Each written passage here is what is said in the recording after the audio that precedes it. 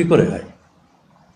আর আরেকটা কথা আপনারা শুনেছেন, আমার জাতীয়তা নিয়মে আমার একটাই ন্যাশনালিটি সিটিজেনশিপ, বাংলাদেশের সিটিজেনশিপ। আমি এখানে আসার আগে আমার পরিবারের সঙ্গে আমেরিকায় থেকেছি, কিন্তু আমার কোনো আমেরিকান পাসপোর্ট নাই।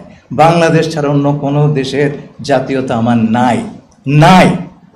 এখন আমাকে যদি বলা হয় যে আপনি জাস্ট বিকজ কেবলমাত্র আমি আমেরিকায় থেকেছি বলে যদি আমাকে বলা হয় আপনি বিদেশি নাগরিক, তাহলে তো কালকে তারেক রহমান সাহেবকে সেই কথা বলতে হয়। এটা তো আমি আবেদন করবো আপনার বুঝে শুনে কথা বলবে। আমাকে যদি আপনার ঢিল করেন, সেই ঢিল কিন্তু অন্যর ওপর গিয়ে পড়তে পারে। আমি যেটা নই আমাকে সেটা বানাবেন না প্লিজ।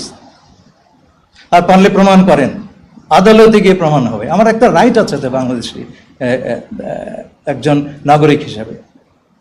আপনারা যদি সেই রাইটটা রেসপেক্ট না করেন, আমি আপনাদের বলছি না, যে কথাগুলি উঠেছে সেটা খুব দুঃখজনক হবে। সেই কথাটি তাহলে যে কোনো লোকের উপর প্রযোজ্য হবে। সেই এলাকায় আমি তো জানি না জাতিসংঘ কোন দেশের সঙ্গে কার আলাপ হচ্ছে, আমাকে বলবে কেন, তাই না?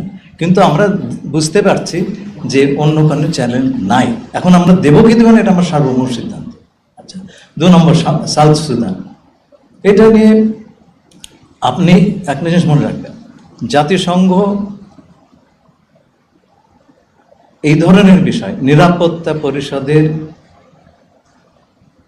সম্পূর্ণ সম্মতি না নিয়ে এই কাজটা করতে পারে না। বিশেষ করে 5টি ভেটো মেম্বারের সমর্থন ছাড়া জাতিসংঘ এই ধরনের কাজ করতে পারে না। যেমন ধরেন ইরাক কুয়েত যুদ্ধের সময় ইরাক ঢুকে পড়েছিল কুয়েতে, তারা ফেরত যাচ্ছে না।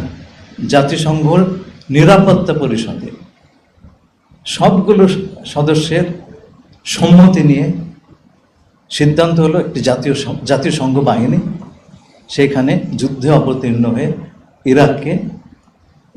ইরাকের সীমান্তের ভেতরে পাঠিয়ে দিবে, ইরাকি সৈন্যদের। আমি সেই সিদ্ধান্ত যেদিন হয়, আমি সিকিউরিটি কাউন্সিলে নিজে বসেছিলাম, সবাই হাত তুলেছেন, কেবল কিউবা এতে ভোট দেয় নাই। জাতিসংঘ কখনই এই ধরনের কেসে নিরাপত্তা পরিষদের এখন আপনি আমাকে বলেন, যদি মিয়ানমারকে কেটে আরাকান বের করে নিতে হয়, চীন এবং রাশিয়া কি ভোট দিবে? তাদের তো 2টা ভেটো আছে।